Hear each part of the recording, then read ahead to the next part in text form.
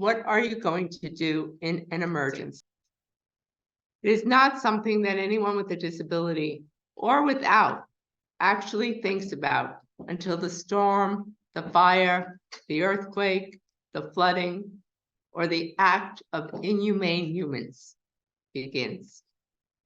My own journey was with Superstorm Sandy. Outside my window, as the bay and the Atlantic Ocean met and crashed beneath my bedroom window, making sounds never heard before, it was when I realized the only preparation that I could do was I put my social security number on my arm with a Sharpie. I remember that because a reporter reporting about Katrina said that the only way they could identify the bodies was if somebody had wrote their social security number on their arm. I wanted to be able to help. So it's going to write my social security number to help those first responders and my family should I drown as the water line continued to rise. The water ceased clashing and then retracted back to each of its side on the bay and at the ocean. After that, I was determined that no one with a disability should go through that fear again. I co-founded the Long Beach community organization Active in Disasters. These are groups throughout the United States that are made up of volunteers going to action before, during, and after the emergency.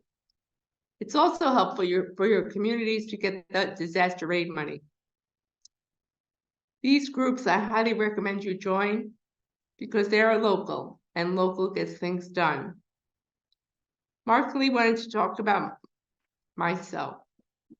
It's not something I do very easily. I am currently the vice president of the Long Beach City Council, and I'm running for re-election.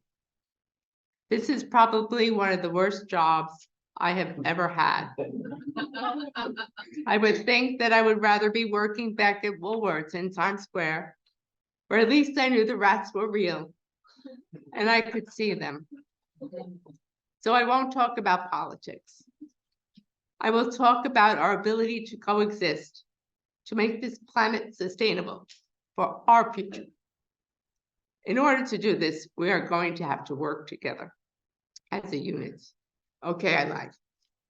I'm going to talk a little bit about politics because I've recently been dealing with offshore wind.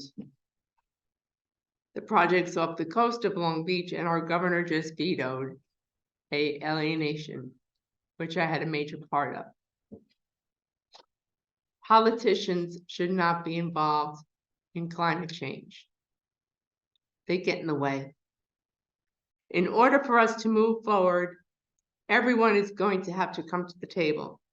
The environmentalist, the scientist, the fossil fuel deniers, the fossil fuel lovers, those that think EV cars are the futures, and those that think EV cars are going to suck the brains out of the people as they drive.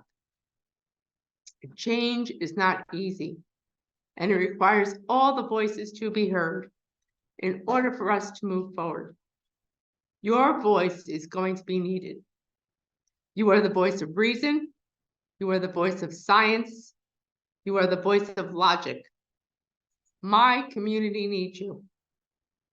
They need you to tell your colleagues about me and how privileged I am to be with you tonight. As I tell my story in much greater detail in other communities, I always begin and end with, disasters do not discriminate. It's the aftermath that does. So be ready, be prepared, and always lead with kindness. Thank you so much.